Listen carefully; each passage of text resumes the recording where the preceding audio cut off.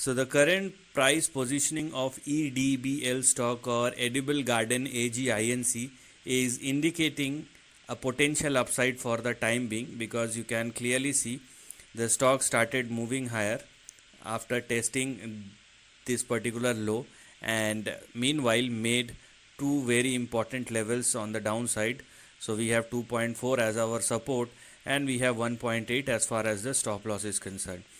And if you are looking for an upside, then it is mandatory for EDBL to continue to trade and sustain above both these levels, because if it falls below 1.8 or lower, downside may resume once again. Now with the current positioning of the stock, this is the range which is probably forming, and if you are based on this range, you have your limitation at or near 4.38 or 4.4. So it is fine that the stock is trading above 1.81 and 2.47, but if you are looking for an upside, then your upside is limited up to 4.4.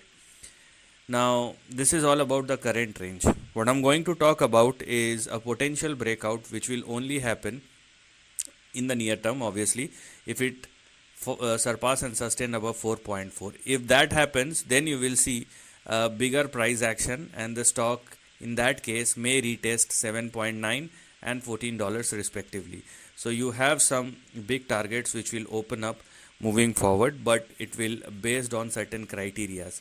Right now we have this highlighted section which is active, and if in case the stock surpass and sustain above 4.4, then we're gonna have our first immediate target at 7.88 or 7.9, which may further expand or extend up to 14.